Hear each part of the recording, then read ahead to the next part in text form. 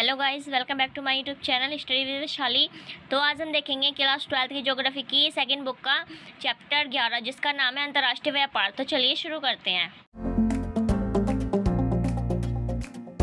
तो इसमें हम सबसे पहले पढ़ेंगे इसका इंट्रोडक्शन, जिसमें हम लोगों को क्या क्या टॉपिक पढ़ने हैं। तो इसमें हम पढ़ेंगे भारत के निर्यात संगठन के बदलते प्रारूप और भारत के आयात संगठन के बदलते प्रारूप। अब व्यापार की दिशा और समुद्री पतन और हवाई अड्डे के बारे में जानेंगे। तो पहला है हमारे भारत के निर्यात संगठन के बदलते प्रारूप।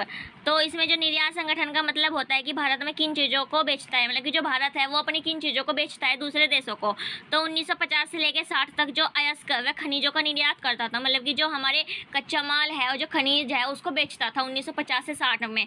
और जैसे कि काफ़ी, मसाले, चाय का भी निर्यात किया करता था, मतलब कि उसको भी बेचता था। और 2003 से अब तक इंजीनियरिंग वस्तुओं तथा आभूषणों का निर्यात करता है, मतलब कि अभी से जैसे कि 2003 के बाद से अपना सामान खुद बनाकर उसको बेचता है। अब हम देखते हैं जो भारत है वो आयात संगठन के बदलते प्रारूप, मतलब कि वो क्या खरीदता है। तो आयात संगठन का अर्थ होता है कि भारत किन वस्तुओं को खरीदता है। तो 1950 से 60 तक जो भारत है वो खाद्यान्नों का आयात करता था, मतलब कि जो खाने पीने की चीज़ है उसको खरीदता था। और जैसे कि हरित क्रांति के बाद जो खाद्यान्न आयात में रोक लगा दी गई है, मतलब कि जब अच्छे उर्वरक आ गए हैं, हम खुद ही अपना खाना मतलब कि उगा सकते हैं, तो इसलिए उसमें रोक आ गई है। तथा जो पेट्रोल है अब उसका आयात बढ़ गया, मतलब कि जो पेट्रोल है अब उसको ज़्यादा खरीदता है भारत। वर्तमान में जो पेट्रोल के साथ साथ सोना, चांदी, इलेक्ट्रॉनिक ये सब भी खरीदता है।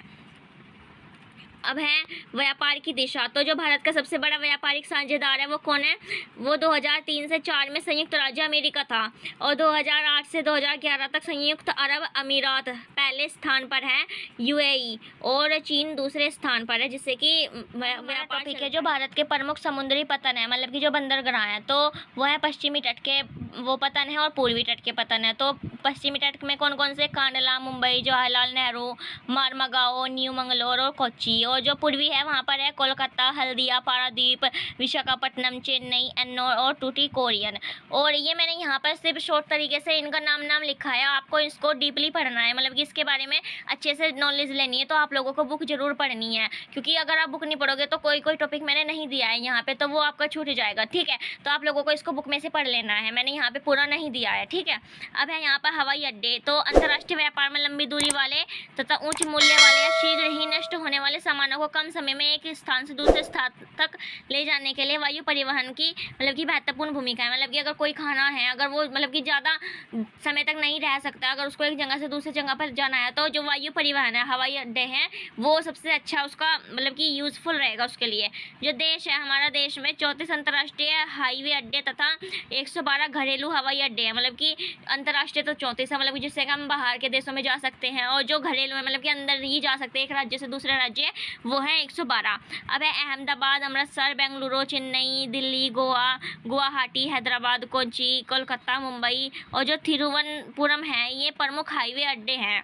अब हम देखते हैं जो भारत का अधिकांश व्यापार है वो, भारत की तटरेखा लंबी है, तो जो भारतीय पतन है सभी मौसम खुले रहते हैं, मतलब कि जो बंदरगाह है वो सारे मौसम खुले रहते हैं।